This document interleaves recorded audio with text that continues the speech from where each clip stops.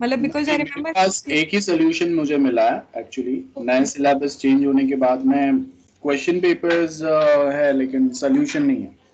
Sir ये आपके पास कौन सी ईयर का सोल्यूशन है? अप्रैल 2019। 1919 या मुझे एक मिला था। 26 में एग्जाम ही नहीं हुआ ना फिर, और 21 में भी अभी नहीं हो रहा है। सो 2019 का एक ही मुझे मिला है solution. Okay, because they had the MCQ types. Okay sir. Okay, so will continue with our discussion जहाँ पे हम लोगों ने स्टॉप किया था। I just share my screen. Okay, so last हम लोगों ने जो डिस्कस किया वो ये वाला ही क्वेश्चन था हम लोगों का, that is describe the structure of testing team. So यहाँ पे if you notice we have एक मैनेजमेंट लेवल पे पर्सन रहेगा, देन सॉफ्टवेयर ग्रुप रहेंगे जिसके अंदर दो टीम रहेंगे हम लोगों के इंटीग्रेशन टेस्टिंग के लिए, और सॉफ्टवेयर डेवलपर्स रहेंगे जो साथ में काम करते जाएंगे हमेशा।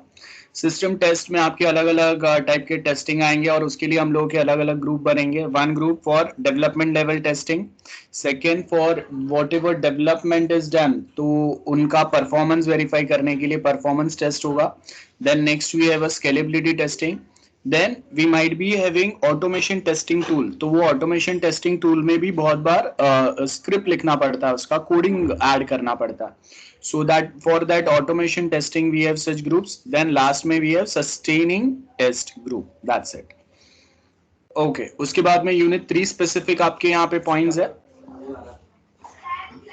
So as you can see in unit 3 we have two questions, most popular questions, बहुत बार आपको एग्जाम में आता है, हम लोगों ने ऑलरेडी डिस्कस किया भी है इसको। One is boundary value analysis,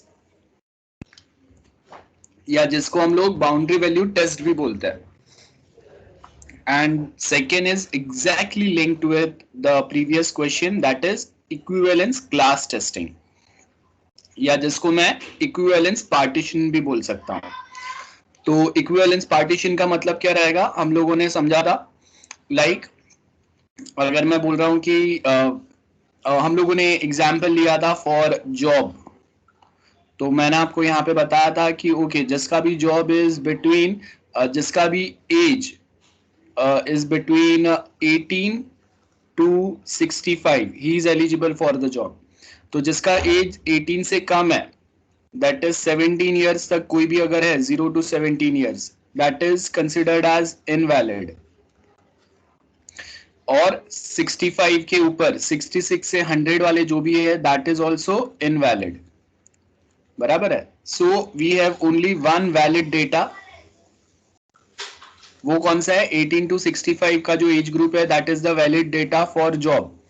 तो अब यहाँ पे जब अगर हम लोग बाउंड्री वैल्यू एनालिसिस की बात करेंगे, सो यहाँ पे हम लोग क्या बोल रहे हैं 0 to 17 ईयर्स, मतलब अगर वो एक दिन भी अगर उसका बाकी है जब तक वो 18 का नहीं होता है, so till that point of time he is not eligible for the job, है ना। याद है मैं हम लोगों ने डिस्कस किया था। तो ये जो मैंने आपको यहाँ पे वैलिड इनवैलिड डेटा पार्टीशन करके बताया, इसको हम लोग इक्विवेलेंस पार्टीशन बोलेंगे, जहां पे हम लोगों ने ये अलग अलग क्लासेस बनाया है, वैलिड क्लास और इनवैलिड क्लास। ओके, ये हो गया। और उसको हम लोग उसके बाउंड्रीज के वैल्यू डाल के हम लोग चेक करेंगे कि आपका सॉफ्टवेयर कितना एफिशिएंट है। जैसे कोई एक पर्सन जो आज रात 12 बजे के बाद में 18 ईयर्स का हो जाएगा, तो अगर वो रात 12 बजे के पहले अगर 11:55 को भी अगर वो जॉब एप्लीकेशन फाइल करेगा, देन ही इज इनवैलिड और he is not eligible for the job. और 12 के बाद अगर वो 12:01 को भी अगर जॉब एप्लीकेशन के लिए अप्लाई करेगा, that means he is valid now, क्योंकि अब वो 18 का हो गया। सो आई होप ये दोनों क्वेश्चंस बहुत सिंपल है, आपको समझ में आया होगा। बहुत सिंपल है, बाउंड्री वैल्यू टेस्टिंग है first is, and second is equivalence class partition. So यहाँ पे अगर आप देखेंगे इन टेस्टिंग, ये आपका ब्लैक बॉक्स टाइप का टेस्टिंग होगा ऑफ कोर्स, बराबर है। Now this technique is applied if there is any bug at the boundary of the boundary of input domain. So boundaries के वैल्यू डाल के, एक्सट्रीम वैल्यूज डाल के हम लोग चेक करेंगे कि हाउ योर सिस्टम और सॉफ्टवेयर रिएक्ट्स, या फिर कहीं पे कोई एरर जनरेट हो रहा है क्या जब बाउंड्री के वैल्यू डालेंगे. So boundary value analysis basically helps the value of the boundary between both valid and invalid boundary. Simple है. Next question is about write a note on improved equivalence partition या equivalence class testing. So the key of equivalence is choice of equivalence relation that determines the classes. Valid invalid जो हम लोगों ने बनाया वही हो गया.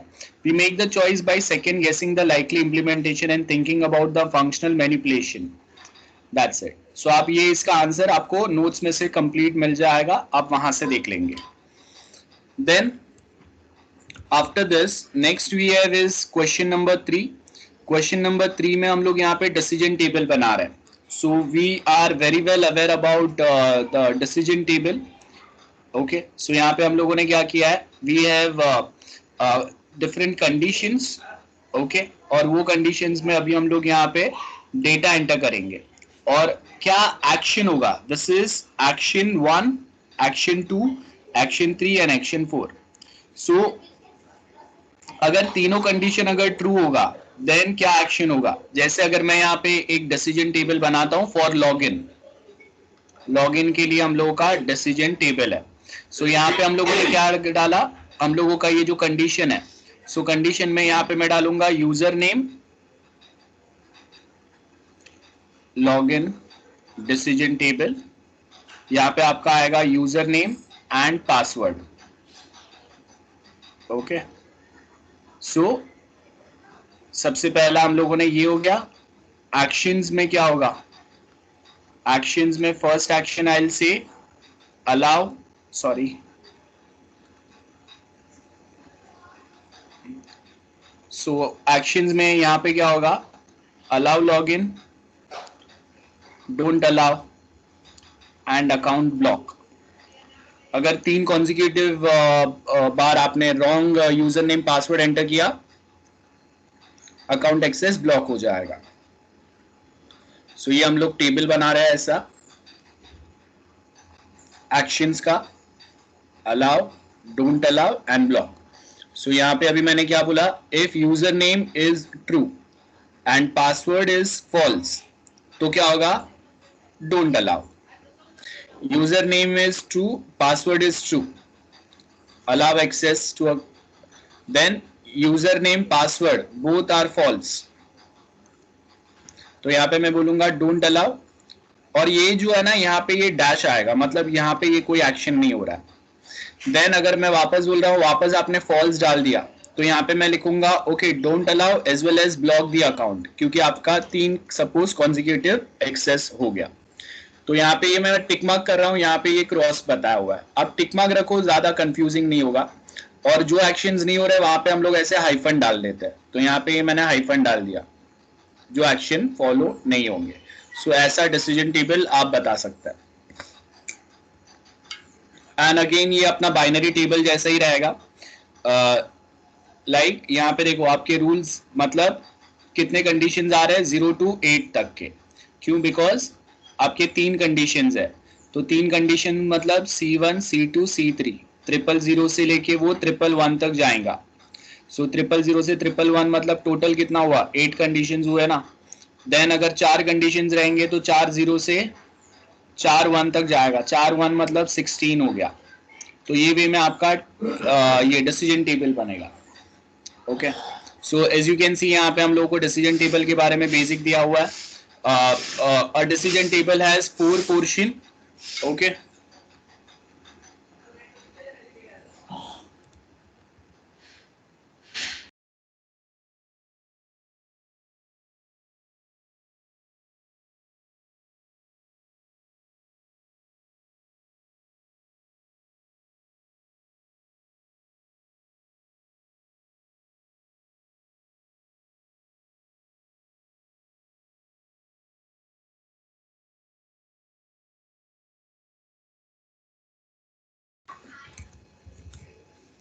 so that is about decision table. I hope simple है. उसके बाद में क्या बोला है, right a note on decision. हम लोगों का जो DD पाथ टेस्टिंग होगा. सो पाथ टेस्टिंग का मतलब क्या होगा, based on the decision will be selecting the path. अब ये पाथ टेस्ट का मतलब क्या होगा, आपने जो कोडिंग दिया हुआ है, सो आपका in degree out degree basic coding में हम लोगों ने ये पढ़ा हुआ है। अगर मैं आपको ब्राउजर पे बताऊं, just 1 minute, I'll just open a browser.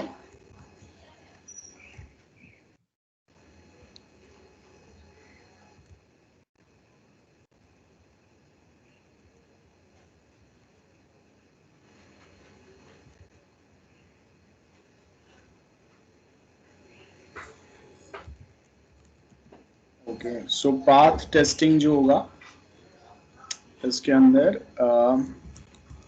हम लोग कोडिंग का जो पाथ है आपका वो बेसिकली चेक करते हैं। I'll just share my screen. Okay, so as you can see, this is the path testing we are talking about. So अगर मैं 1 पे हूं तो 1 से मैं कहाँ पे जा सकता हूँ? So 1 से अगर कंडीशन सपोज अगर ये 1 पे हम लोगों ने क्या बोला है, a का वैल्यू 50 होना चाहिए, तो अगर a का वैल्यू अगर 50 नहीं हुआ तो हम लोग डायरेक्टली 6 पे चले जाएंगे। मतलब ये जो लूप है आपका एंड हो जाएगा और वहां पे मेरा a का वैल्यू जो भी है वो प्रिंट हो जाएगा, है ना, as it is given here. That is first path. उसके बाद में next, if you notice, next में हम लोग क्या कर रहे हैं, यहाँ पे 1 जहां पे a का वैल्यू 50 है, तो अगर ये ट्रू हो गया तो यहाँ पे जाएगा, फॉल्स हुआ तो वो डायरेक्टली 6 पे जाएगा। चलो अभी ये हम लोग बोल रहे हैं कि ये ट्रू है, तो उसके बाद में हम लोगों ने b वाले पे क्या कंडीशन देखा, whether b is greater than c और नॉट, 2 के ऊपर। अगर ये कंडीशन ट्रू हुआ तो यहाँ पे जाएगा, फॉल्स हुआ तो 4 पे जाएगा वो। तो अगर यहाँ पे क्या बोला है 3, अगर a और b अगर सेम है तो 3 पे जाएगा, a इक्वल टू c है तो 4 पे जाएगा, और फाइनली हम लोग यहाँ पे एंड इफ पे आएंगे। देन ये हम लोगों का सेकेंड वाला जो इफ है वो एंड होगा, देन यहाँ पे ये उसके बाद वाला एंड इफ होगा, और यहाँ पे आपका ये प्रिंट a वाला स्टेटमेंट है। So that is our path testing, जहाँ पे हम लोग अलग अलग पाथ चेक करते हैं। सेम वे आपके पास यहाँ पे दूसरे ऐसे प्रोग्राम्स भी है जहां पे हम लोग सिमिलर पाथ वापस वेरीफाई कर सकते हैं। सो ऐसे बहुत सारे आपको एग्जांपल मिलेंगे। This is the path testing we are talking about. So ए पे मेरा क्या कंडीशन होगा, उसके बेस के ऊपर बी पे क्या डिसीजन होगा। तो बी पे अगर जैसे यहाँ पे आपको दिया हुआ है, इफ बी इज ट्रू तो मैं डी पे जाऊंगा, फॉल्स है तो मैं सी पे जाऊंगा, देन डी पे वापस ट्रू फॉल्स आएगा, है ना, देन एफ पे वापस ट्रू फॉल्स आएगा, देन अगेन ये दोनों कंडीशन पे I will be landed eight L, that is and if हो सकता है सपोज हम लोगों का, और यहाँ पे आपका फाइनल प्रिंट स्टेटमेंट हो सकता है। So this is our path testing. अलग अलग आपके कौन से रास्ते हो या वे हो सकते हैं वो सारे हम लोग चेक करेंगे। सो ये नोट्स में हम लोगों ने पढ़ा हुआ है वो सेम आप यहाँ पे देख सकते हैं, और वो सेम आप लिख दोगे और यहाँ से भी आप पढ़ सकते हैं if you want. Then explain the concept and significance of cause and effect graph technique. So यहाँ पे क्या बोला है, cause and effect, क्या cause होगा, मतलब input value क्या होगा तो उसका output क्या होना चाहिए। So cause and effect graphically shows the connection between a given outcome and all the issues that manipulates the outcome. Cause effect graph बहुत simple है, ये भी हम लोगों ने देखा था। So cause and effect, cause effect diagram. So यहाँ पे आपको देखो ये कॉज इफेक्ट में सिंपल ऐसा ही डायग्राम बताता है कि हम लोगों का इनपुट क्या है तो उसके बेस के ऊपर आउटपुट क्या आना चाहिए। Okay, and software testing. So यहाँ पे देखो आपको कॉज इफेक्ट में आपको क्या बता रहा है, we have which type of causes do we have and based on that आपका आउटपुट क्या होगा। जैसे यहाँ पे आपको क्या बोला है, रॉन्ग कॉन्फ़िगरेशन है, ट्रेनिंग अगर प्रॉपर नहीं है तो उससे क्या होगा, why application is running slow, ये मेन आपका प्रॉब्लम है, इफेक्ट ये है। तो उसके क्या क्या आपके कॉजेज हो सकते हैं, ये जो प्रॉब्लम है उसके। तो फर्स्ट हम लोगों ने क्या बोला है, एक तो रॉन्ग कॉन्फ़िगरेशन, मतलब आप ये सॉफ्टवेयर को रॉन्ग ओएस पे या रॉन्ग कंप्यूटर पे चला रहे, या ट्रेनिंग प्रॉपर नहीं दिया हुआ है, कोड प्रॉपर ऑप्टिमाइज नहीं हुआ है, सर्वर जो है वो स्मॉल है, जिससे वो ज्यादा रिक्वेस्ट को हैंडल नहीं कर पा रहा है. So this is our cause effect graph. आप ऐसा अपना खुद का कॉज इफेक्ट ग्राफ बना सकते हैं. सेम वे यहाँ पे कुछ एक इफेक्ट हो रहा है मतलब सॉफ्टवेयर पे, तो ये फिशबोन टाइप का ग्राफ बोलते हैं हम लोग इसको. So we have causes like people are not properly trained और they don't they have lack of technological support at their end, कुछ भी हो सकते हैं कॉजेस. या फिर equipments are not up to the configuration, वो हो सकता है. पॉलिसीज या procedures we have not follow properly, so that might be a cause, है ना. तो ये आपके कॉज एंड इफेक्ट ग्राफ हो गया. सो यहाँ पे ये डायग्राम आपको ऐड करना है जब कभी आप ऐसे क्वेश्चंस आंसर करेंगे. सो यहाँ पे अगर आप देखेंगे कॉज इफेक्ट क्या बोला हुआ है, cause effect graph graphically shows the connection between a given outcome and all the issues that manipulate the outcome. ये आपका ब्लैक बॉक्स टाइप का ही टेस्ट होगा and it's also known as Ishikawa diagram या फिशबोन वाला बोलेंगे. ठीक है, fishbone diagram we can remember. Then significance, it helps us to determine the root cause of the problem और quality. It uses an orderly and easy to read format diagram, cause effect relation, जो अभी हम लोगों ने देखा. This is a simple diagram, cause effect, क्योंकि these are the causes जिसकी वजह से सॉफ्टवेयर पे ऐसे कोई इफेक्ट हो रहा है. Identify area where data should be collected for further study. It encourage team participation and utilization. It encourage knowledge of the process.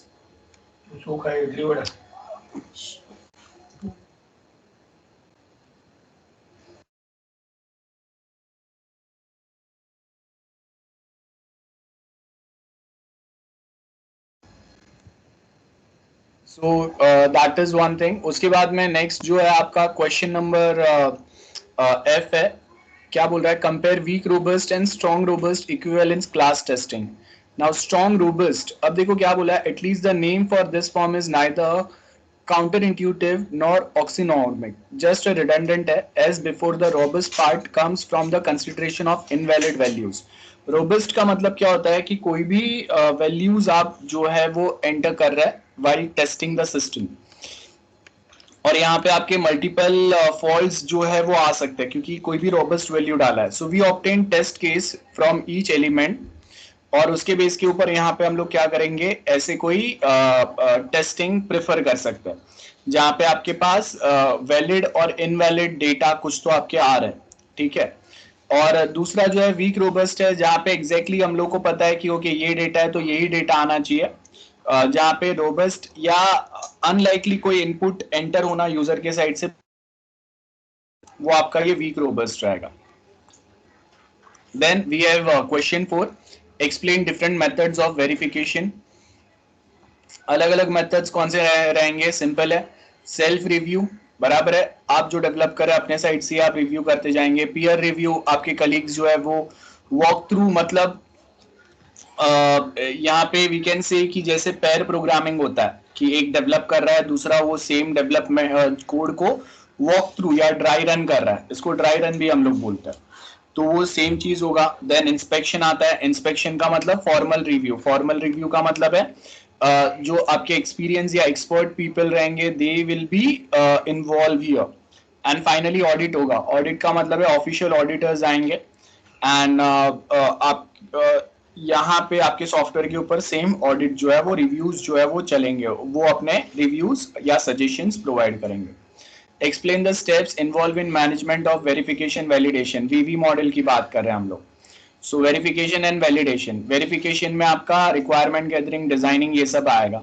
Validation part starts with the coding और टेस्टिंग, सारे validation में आता है. So define the process for verification validation, prepare a plan for execution, initiate implementation, मतलब development कैसे चलेगा.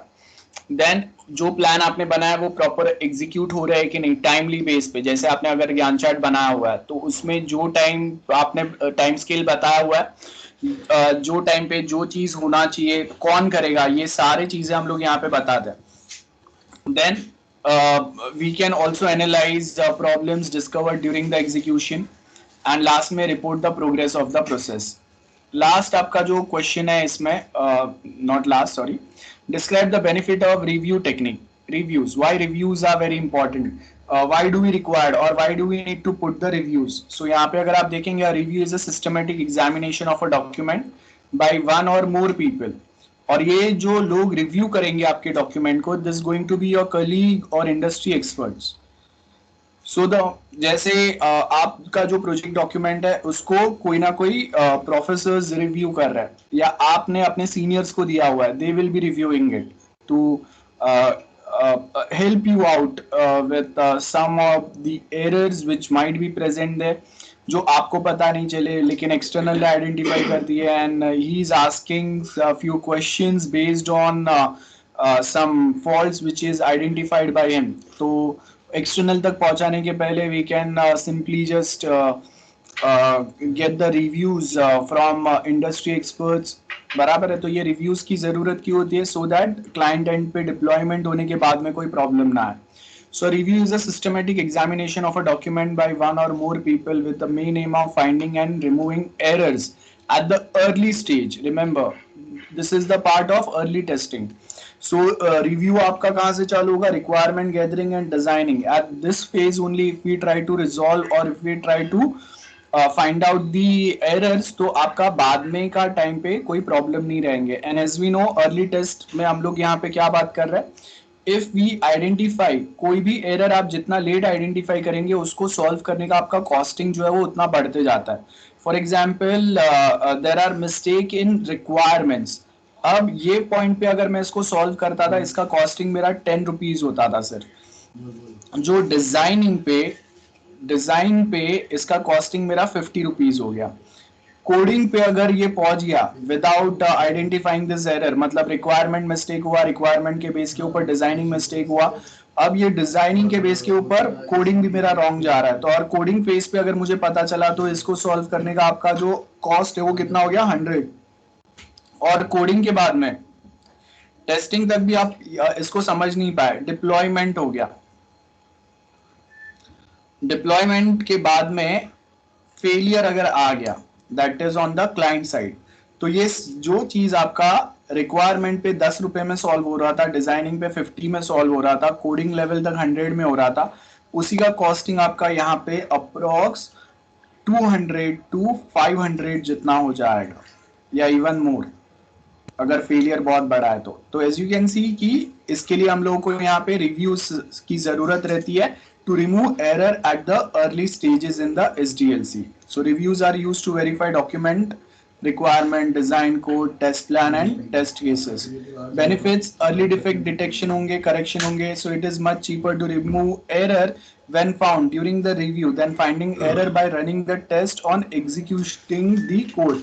तो code execution time पे अगर आपके कोई प्रॉब्लम आया, वो टाइम पे जितना प्रॉब्लम होगा आपको या कॉस्टिंग जितना बढ़ जाएगा, सो उससे बेटर कि आप अर्ली स्टेज पे ये चीजों फाइंड आउट कर लो. Development productivity improvement and reduce deployment development time scales, reduce testing cost and time. Life time cost reduction हो जाएगा आपका क्योंकि आपने स्टार्टिंग में ही रिव्यू लेके जो भी प्रॉब्लम्स है वो सॉल्व कर दिए. Fewer defect and improved communication. Basic से हम लोगों के ये पॉइंट्स है, एडवांटेजेस है. Okay, now will move to next question. List and explain formal review is carried out. So formal review का मतलब क्या है? अब देखो, ये ध्यान से देखो यहाँ पे. Review is carried out in following stages. सबसे पहला प्लानिंग आता है. नाम से पता चल रहा है प्लानिंग का मतलब क्या रहेगा. उसके बाद में किक ऑफ मीटिंग आएगा. अब किक ऑफ मीटिंग हर बार हम लोग फॉलो नहीं करते. अगर जैसे अगर फ्रेशर्स है या न्यूली ज्वाइन कोई पर्सन है जिनके पास न्यू डेवलपर्स है, लेट्स सपोज, या लेस एक्सपीरियंस डेवलपर्स है, तो ये जो लेस एक्सपीरियंस डेवलपर्स है इनके लिए किक ऑफ मीटिंग रखना पड़ेगा जहाँ पे वो क्या समझे है, वो क्या रिक्वायरमेंट के बेस के ऊपर क्या डॉक्यूमेंट बना रहे हैं, वो यहाँ पे वो बताएंगे. ठीक है, वो यहाँ पे वो बता देंगे. सो यहाँ पे हम लोग वही चीज पे फोकस कर रहे हैं कि यहाँ पे आपका किक ऑफ मीटिंग होगा, प्रिपरेशन बताएंगे हम लोग, देन रिव्यू मीटिंग होगा. तो जो एक्सपीरियंस आपके डेवलपर्स रहते हैं ना, जो सिमिलर प्रोजेक्ट पे पहले काम कर चुके हैं, तो उनके उनके रिव्यूज को हम लोग डायरेक्ट रिव्यू मीटिंग पे लेके जाएंगे। ये दो स्टेप्स जो है ना ये फॉलो नहीं होंगे। ये दो स्टेप्स जो है ये फ्रेशर्स के लिए या कम एक्सपीरियंस वाले जो डेवलपर्स या डिजाइनर्स या डॉक्यूमेंट बनाने वाले रहते हैं उनके लिए ये फॉलो होता है। रिव्यू मीटिंग जो है ये डायरेक्टली लास्ट स्टेज आएगा जहां पे आपने जो भी डॉक्यूमेंट बनाया प्रोजेक्ट डॉक्यूमेंट इसको हम लोग रिव्यू करेंगे, बराबर है। अब किक ऑफ मीटिंग का मतलब क्या है कि आपके जो पर्सन है जिसके पास ज्यादा डेवलप एक्सपीरियंस नहीं है उनके लिए हम लोग एक किक ऑफ मीटिंग डाल के उनको हम लोग हेल्प करेंगे to prepare a proper project document. तो वो जो हेल्प हुए कलीग के साइड से, सपोर्ट टीम के साइड से, है ना, और उसके बाद में उन्होंने फाइनली जो डॉक्यूमेंट प्रिपेयर किया उसके ऊपर रिव्यू होगा। याद रखो, तो ये रिव्यू जो है वो ये दो स्टेप 2 एंड 3 जो है, स्टेप 2 एंड 3 ये हमेशा फॉलो नहीं होगा। ये तभी फॉलो होगा जब आपका जो डॉक्यूमेंट बनाने वाला जो पर्सन है वो ज्यादा एक्सपीरियंस नहीं है, तो ही हम लोग 2 एंड 3 फॉलो करेंगे। अगर बहुत एक्सपीरियंस पर्सन जो प्रोजेक्ट पे काम कर रहा है तो उसने प्लानिंग किया, प्लानिंग के बेस के ऊपर उसने डायरेक्टली डॉक्यूमेंट बनाया, प्रोजेक्ट डॉक्यूमेंट, और हम लोग उसको रिव्यू पे भेजेंगे। एंड ड्यूरिंग दैट रिव्यू अगर कुछ मिस्टेक्स मिल रहे हैं या कहीं पे अगर कोई फॉल्ट्स अगर हम लोग को मिल रहे हैं तो आप क्या करेंगे, उसको रिवर्क पे डालेंगे।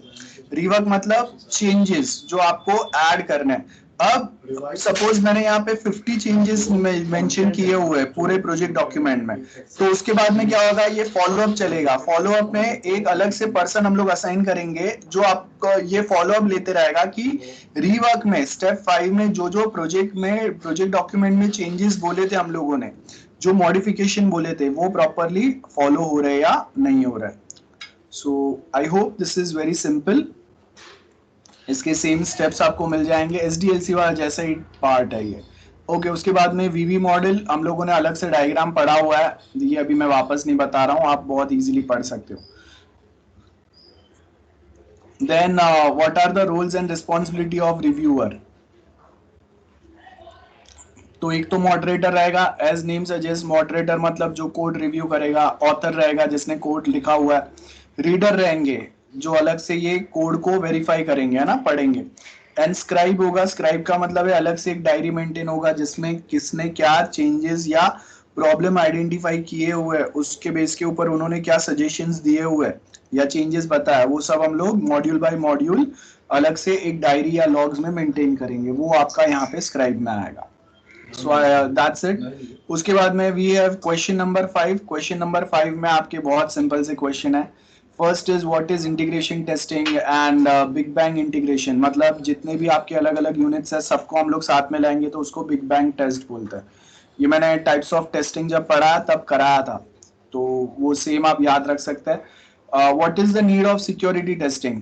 ऑफ कोर्स सिक्योरिटी टेस्टिंग सबसे इंपॉर्टेंट पार्ट रहेगा जहाँ पे कोई वीकनेसेस आपके सिस्टम में है, कोई बैकडोर है, कोई port, certain port which might be open और आपको वो पता नहीं है, और वो पोर्ट के थ्रू जो अटैकर है वो आपके सिस्टम में एंटर हो सकता है, तो वो हम लोग यहाँ पे सिक्योरिटी टेस्टिंग में वेरीफाई कर सकते हैं।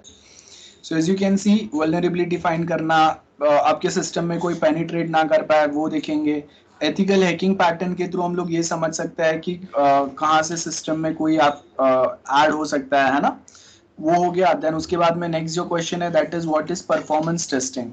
So as name suggest, performance का मतलब है कि आपका सॉफ्टवेयर में आप अगर एक साथ 50-100 लोग अगर सेम सर्विस को अगर एक्सेस कर रहे हैं तो वो कितना फास्ट आपका सर्वर रिस्पॉन्ड कर रहा है, रिस्पॉन्सिवनेस, स्टेबिलिटी, वो सब परफॉर्मेंस के अंदर आएगा। सो यहाँ पे उसके लिए हम लोग क्या करेंगे, लोड टेस्टिंग चेक करेंगे कि if 100 people are working your software work smooth, but at same point of time 100 के 1000 हो गए, 2000 हो गए, then how your system reacts.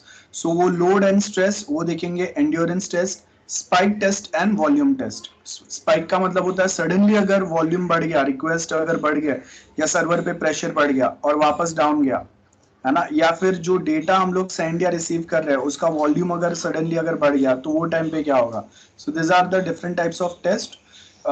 Self explanatory type का है और हम लोगों ने पढ़े हुए हैं बहुत सारे टाइप के टेस्ट, तो आप ये हर एक टेस्ट के सामने उनके 2-2, 3-3 पॉइंट्स हाईलाइट करेंगे जो एग्जाम में आप लिख सकते हैं। Next is explain the concept of inter-system testing and its importance. So application is hosted across location.